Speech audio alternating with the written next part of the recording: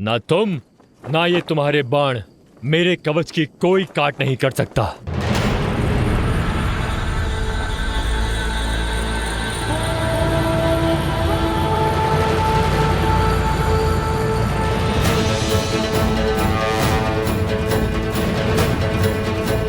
जय श्री राम।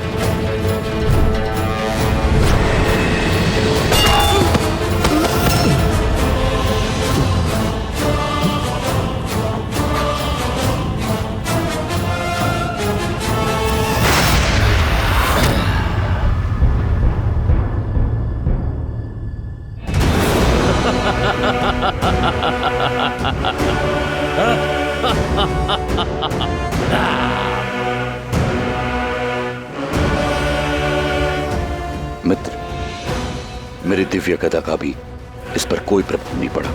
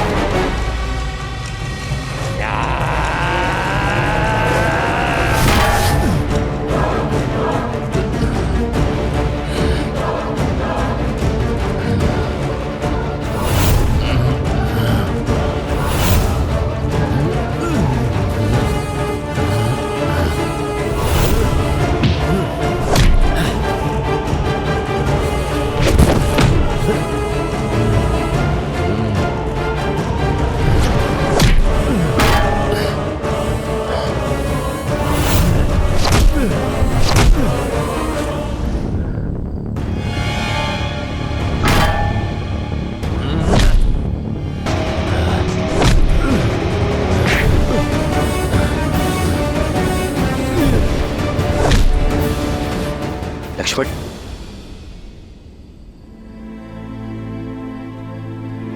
प्रभु। विभीषण। प्रभु, मैं स्वयं यहां पर आ रहा था और मार्ग में हनुमान जी मिल गए। आपने ही कहा था कि धर्म का मार्ग पीड़ादायक होता है, परंतु उस पे आगे बढ़ते रहना ही हमारा कर्तव्य है।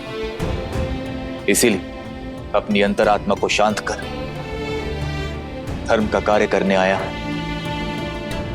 ये अतिकाय है।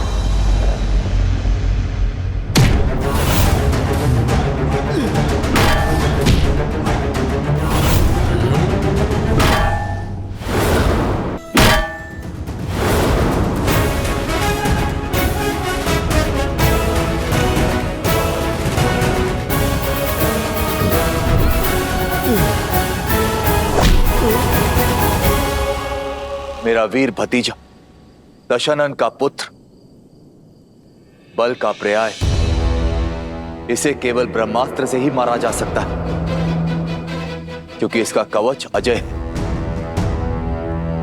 तो फिर विलंब किस बात का है भैया? ऋषियों का दिया हुआ ब्रह्मास्त्र तो है ही हमारे पास, अब बस उसे चलाने की आज्ञा भी दे दीजिए भैया। नहीं लक्ष्मण, ब्रह्मास्त्र अजय है किंतु महाविध्वंसक भी।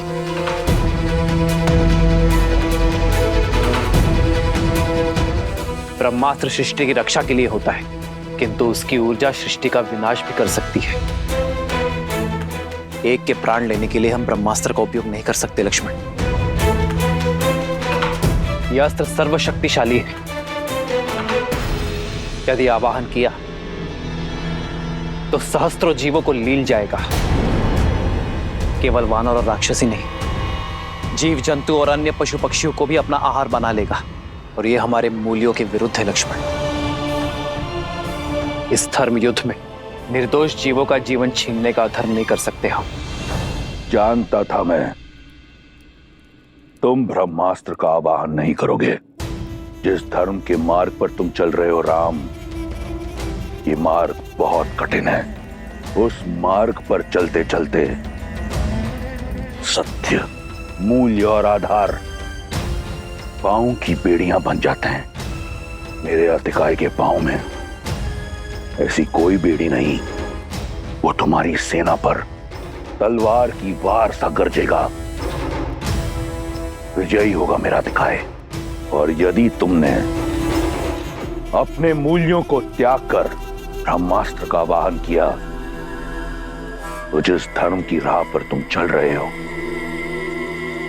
वो धर्म में त्याग देगा। तुम्हारा मूल्य, तुम्हारा महत्व समाप्त हो जाएगा। कोई अंतर नहीं रहेगा राम और रावण में। स्वयं अपनी सेना का काल बन जाओगे, क्योंकि ब्रह्मास्त्र की शक्ति सबको लील जाएगी। भैया, युद्ध जीतने के लिए लड़ा जाता है और इस युद्ध में हमारी जीत का साधन केवल ब्रह्मास्त्र है। यदि इस युद्ध में इस अस्त्र का उपयोग नहीं किया गया तो निश्चित रूप से ये युद्ध हम हार जाएंगे भैया। और यदि चला तो ये हमारी सेना का नाश कर देगा। आप समझने का प्रयास नहीं कर रहे हैं भैया। ये अतिकाय अकेले ही हमारी समस्त सेना का नाश कर देगा। मृत्यु तांडव तो तब भी होगा ही भैया।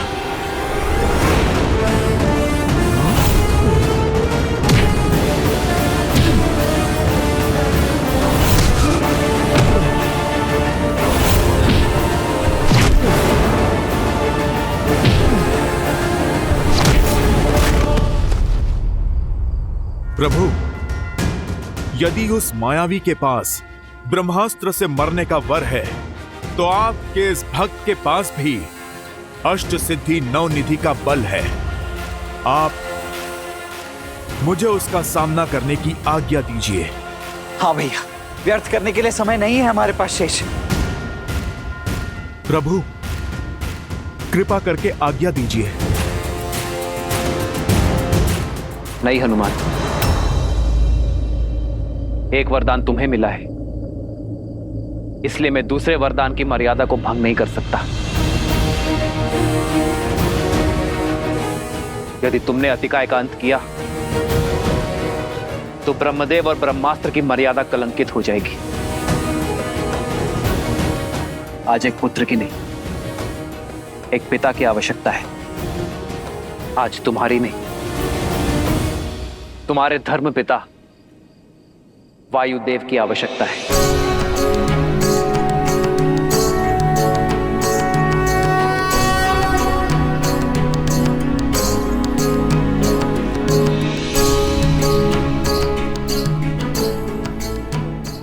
धर्म पिता वायुदेव, आपका पुत्र आपका आवाहन करता है। हमें धर्म युद्ध में आपकी आवश्यकता है। आप प्रकट होइए।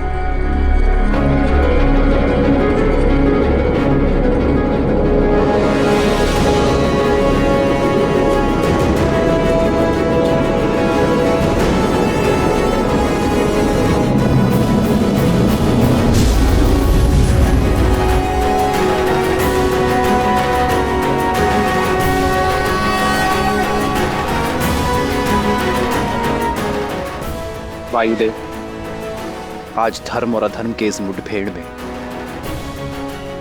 आपकी आवश्यकता आन पड़ी है। धन्य हुआ मैं प्रभु। अब तक मेरे पुत्र हनुमान का आपकी छत्र छाया में आने का उल्लास था, किंतु अब इस धर्म युद्ध में मुझे आपकी सहायता करने का अवसर प्राप्त हुआ है। आदेश दीजिए प्रभु, क्या करना है मुझे? वायुदेव, ये रावण पुत्र अतिकाय है, जिसका काट केवल ब्रह्मास्त्र है, किंतु ब्रह्मास्त्र की शक्ति, उसकी ऊर्जा सहस्त्रों निर्दोषों के प्राणों को लील जाएगी, इस भूमि को शमशान बना देगी। समझ गया प्रभु। आप यही चाहते हैं कि जब लक्ष्मण जी अतिकाया पर ब्रह्मास्त्र चलाएं, तब वहां का ताप किसी को भी ना छू पाए। आपके आशीर्वाद से सब संभव है प्रभु।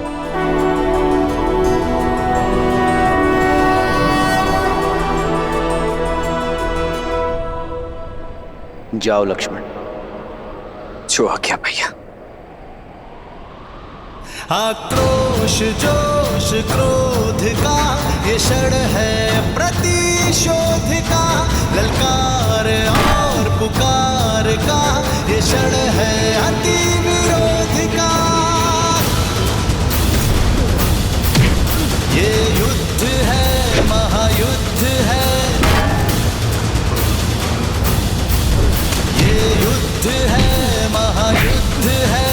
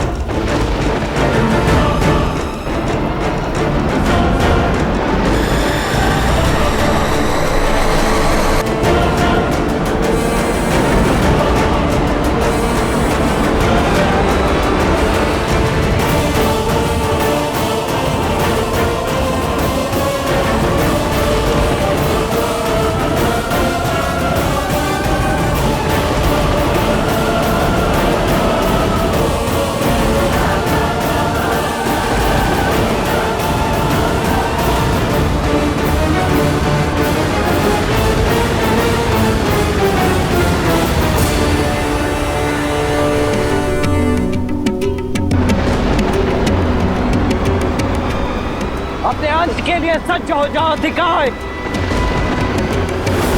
सवायुवर्चनं निशम्य सौमित्रिरिन्द्रप्रतिमानमेयः समाददे बाणमोदवेगम् तद्ब्राह्मणः ब्रह्मास्त्र?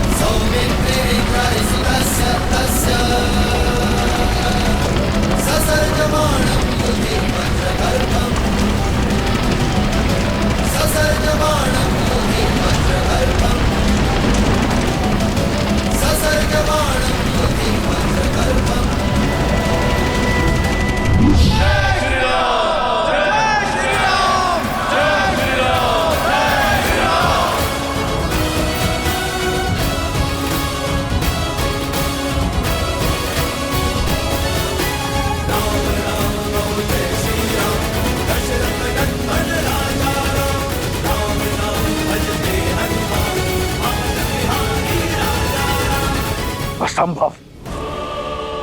छल हुआ है मेरे साथ, मेरे पुत्र के साथ। वायुदेव, इस कर्म के अपराध के लिए सज रहना। राम, तुमने संहार के सारे मार्ग खोल दिए मेरे लिए। अब कोई नीति, कोई नियम नहीं होगा, होगा तो केवल महासंग्राम।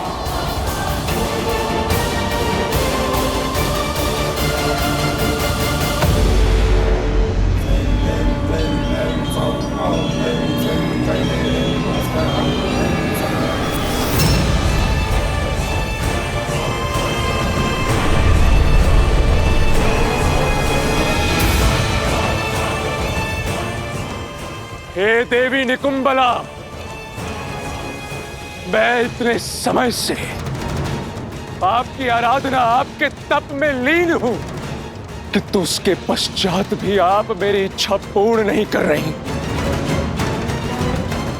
उचित कहा था पिताश्री ने कि देवी देवता सदा से ही हम असुरों के तप को टालते आए हैं। आप भी देवी हैं, इसलिए देवताओं के पक्ष में हैं और हम राक्षसों के विरुद्ध। लंकेश ने भी अपने 10 सहस्त्र वर्ष और 10 शीश दान देकर अपना वर पाया था। मेरे पास अपना एक ही शीश है। आज यदि मुझे वो शक्ति अस्त्र प्राप्त नहीं हुआ तो मैं अपना ये इकलौता शीश आपको प्रदान कर दूंगा देवी। यदि आपको अपने इस भक्त की भक्ति स्वीकार नहीं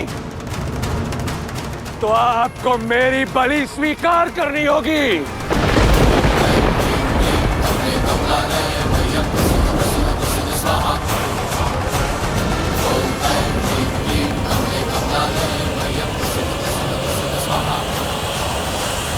रुको इंद्रजीत,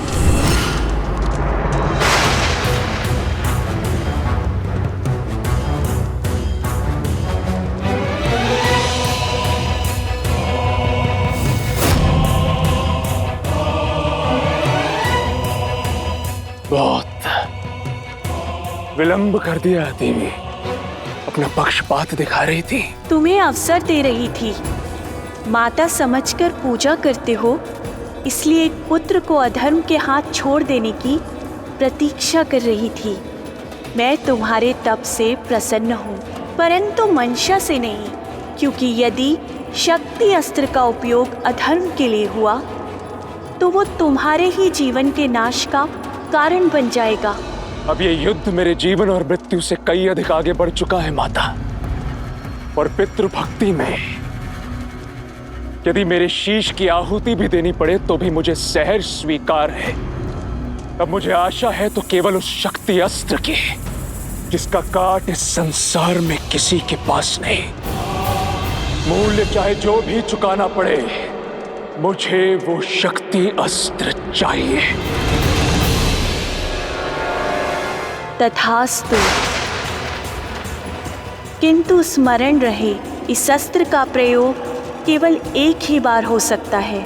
इस अस्त्र के समक्ष कोई दूसरा अस्त्र नहीं टिक सकता।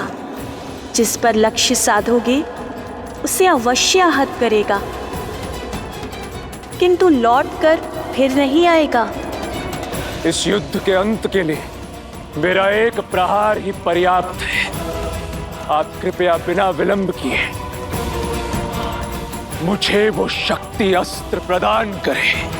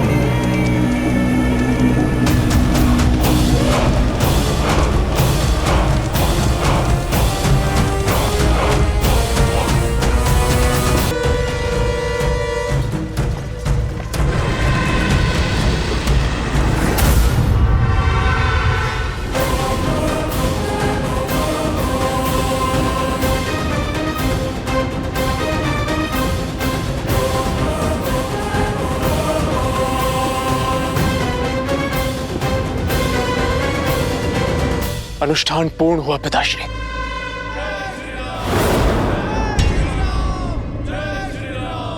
कि युद्ध भूमि में हमारे शत्रु का जय घोष। स्मरण रहे पुत्र, हमारे विरुद्ध षड्यंत्र दो ओर से हो रहा है।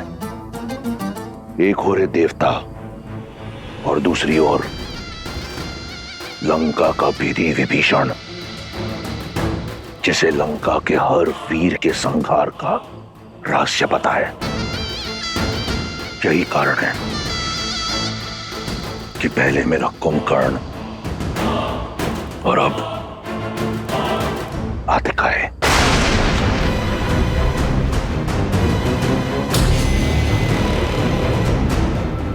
ये षड्यंत्र निकुंबिला देवी की शक्ति से भंग होगा पिताश्री। आप निश्चिंत रहिए, आपका ये पुत्र आपको वचन देता है कि कल सूर्यास्त से पूर्व इस युद्ध का अंत होगा, क्योंकि अब आपके इस मेघनाद के पास शक्ति अस्त्र का नाद है, राम के अंत का अस्त्र है। जाओ, जाकर प्रतिशोध लो, संहार कर दो उनका। मुझे तुमसे बहुत आशाएं हैं। उस वनवासी और उसके मरकटों का अंत कर देना।